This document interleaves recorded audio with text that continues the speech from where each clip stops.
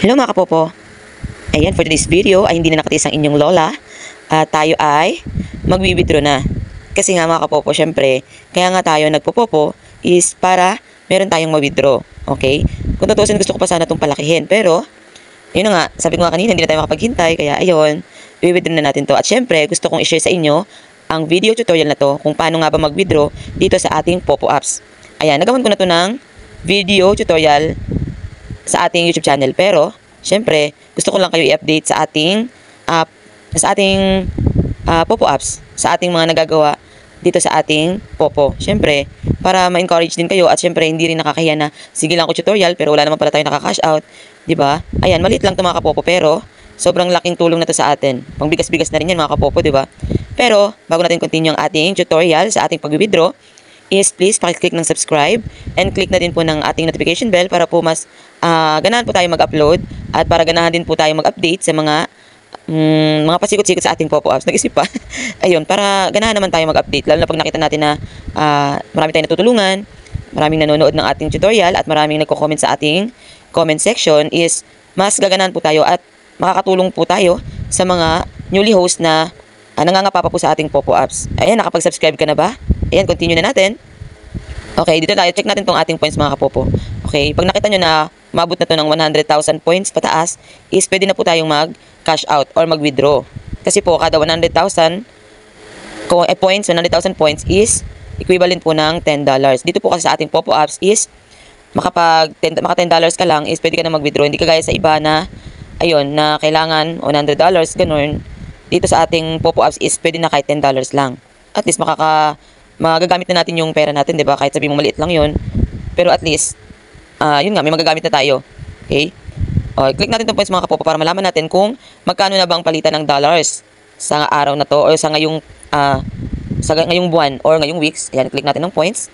Then click natin ang withdraw now. Okay, para makita natin kung ilang dollars. Ayan. And mga kapopo, $21 ng ating withdrawal amount o yung pwede nating i-withdraw. Pero mga kapopo, dati kasi nung baguhan pa lang ako dito mga kapopo, siguro mga ilang taon na, mga 3 years na siguro ako dito sa Popo. Ayun, nung baguhan pa lang ako dito mga kapopo, hindi pa po nag-update ang ating withdrawal, is kahit $1, halimbawa $11, basta $10 pataas is pwede mo siyang ma-withdraw. Kahit mga $11, 12, 13, ganun. Pero ngayon mga kapopo, nung nag-update na si Popo, is hindi na po natin makukuha yung $1 or mga butal. Alam niyo yung mga butal, yung mga $1, $2, ganun. Hindi na natin siya ma-withdraw. Dapat, ang pwede lang withdraw dito is 10, 20, 30. Wala talagang butal. Ganun. Tapos, hindi naman yung mawawala mga kapopo. Halimbawa, meron kang $29. Okay, ma-withdraw mo lang dun is 20. Ang $9 na matitira or something na matitira kasi syempre may bayad pa rin yung ating pag-withdraw is, ayun, hindi pa rin yung mawawala mga kapopo. Nandun pa rin yun sa account nyo, sa inyong Popo apps. Ayun, tapos, diba sabi ko hindi mawawala. Waiting lang uli yun na makaipon hanggang maging $10 ulit. Tapos, pwede mo na ulit yun withdrawin. Ayun. Okay. Tingnan natin ito mga kapopo, ang palitan ng ating dollars. Ayun, 10,000 points, equivalent po ng $1 yan mga kapopo. Ngayon, 56 pesos daw po ang kada $1. Ngayon, minimum withdrawal amount is $10. Maximum withdrawal amount of single transaction is $850. May maximum din pala. Ayun. Tapos, ayan, withdrawal amount fee, service fee. Ayan, 500,000 points, 8%. Ayan, 5%. 0 to 500,000 pala, 8%. Tapos yun, ganun. Laki na pala ng bawas, no? Pero sige lang, ganun talaga. Gusto natin kumita. Siyempre, kailangan, meron din tayong, bayad din sa processing fee. Walang problema dun, wala naman tong kapital. Arte pa ba tayo? Choosy pa ba tayo? Ayun, papakita ko lang mga kapopo yung mga record na na-withdraw ko dati. Medyo matagal na rin kasi siyempre, bihira lang din tayo makapag-popo. At, ayun, labo naman yan. Ayan, mga successful withdrawal na siya mga kapopo, yan. Marami-rami na rin. Diba? Isang taon din kasi ako hindi nakapag-popo. Pero sige lang, ganun talagang buhay. Pero at least dito sa Popo, hindi nawawala ang account nyo mga kapopo. Basta alam nyo yung password nyo, yung username nyo, at Google account nyo or Facebook account, is mabubuksan nyo pa rin po yung inyong Popo account. Hindi po yun nawawala. Hindi po kagaya sa iba na pag nag-inactive ka, is mawawala ka na lang agad-agad. Tapos yung mga naipon mo doon, na mga points or coins, mawawala. Sayang, di ba? Pero dito sa Popo mga Popo, kahit ilang taon pa mawala hanggat may Popo, babalik at babalik pa rin yung account nyo dyan. Babalik, ganun. Balik na tayo sa ating withdraw. Mag-withdraw na tayo. Ito na yung aking GCash account. Okay. Tapos, withdraw now. Withdraw na natin. Sige, withdraw na natin. Okay, withdraw now. Double check. Double check natin ang number. Make sure monthly limit is not exceeded. Okay. Okay. Confirm. Tapos, yung amount daw, syempre, bawal lang 21, bawal lang 22, 21.21. Dapat exactly 20. Yan, 20. Tapos, yan, arrow. Arrow. Ba't ayaw mo arrow? Ito pala. Ayaw nyo sa arrow, submit. Yan, withdrawal amount. Ayun. Siyempre, password natin, i-blur lang natin or i-in lang natin. Ay, kulangot. Wait lang. Kaya kasi hirap naman ang ating phone.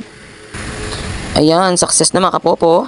And ayun, Matic 00. Nasagad yung ating laman na withdrawal amount. Okay?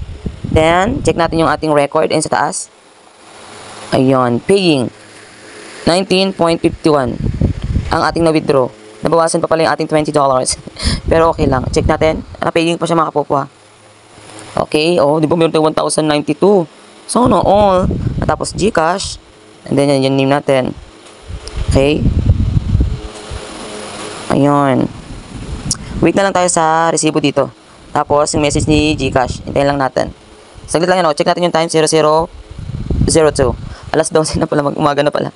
Sige, wait lang natin ang ating processing. Okay, magme-message naman yan mga kapopo. Pero check muna natin itong message. You have initiated the withdrawal request and system is reviewing it. Nire-review pa daw ang ating withdraw mga kapopo. Check for details.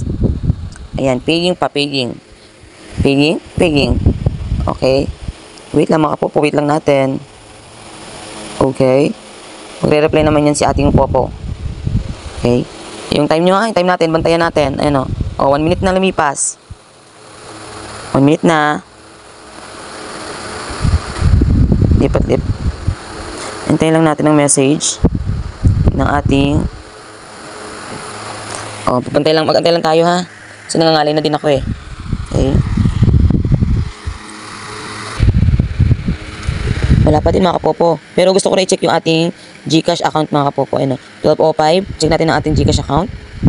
Para tingnan natin kung magkakalaman yung ating GCash. Okay, click ang GCash. And then, ayan. Yan ang ating GCash. Okay. Tapos password, wait lang. Ayan. Diba may 74 tayo? 74 lang ang laman ng ating GCash mga kapopo. Tapos pag pumasok ng ating money, sinin natin kung magkano yung nadagdag dyan. Okay, 74 pesos. Then, back ulit tayo.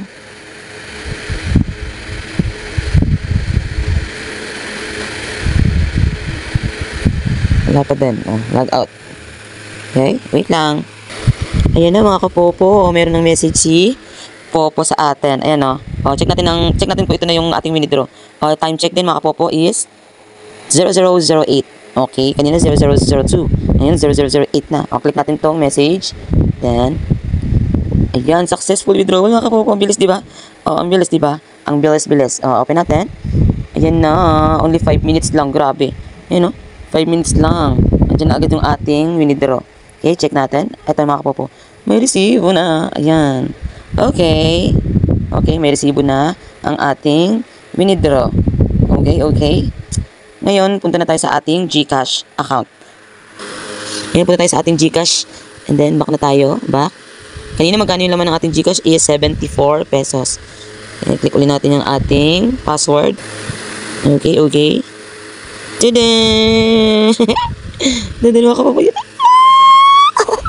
Yun na. Okay. Check natin yung message. Okay, kakarating lang talaga 3 minutes ago. Ayan. Okay. Yun na 1,092. Di ba 1,092 yung nakita natin? Paano makikita ulit 1,092? Ito. Ayun. Wala pala dito. Ito. Check details 1,092. Dapat yun 1,092. Ayun di ba? Ang galing, di ba mga kapopo? Ang galing. Ayun. Thank you Popo. Meron na naman tayo pang bigas-bigas ngayon. Ayun, sa mga hindi pa nakakapag-subscribe sa ating YouTube channel, please subscribe na kayo sa ating channel. And sa mga nagdadalawang isip ang gawin si Popo, please gawin nyo na si Popo kasi the best talaga to at napaka-legit. 1,000% legit. Wala kang kapital, basta sipagan mo lang, tasking, ayun, collect the coins, and invite. Sobrang mabilis ka lang makaka-withdraw.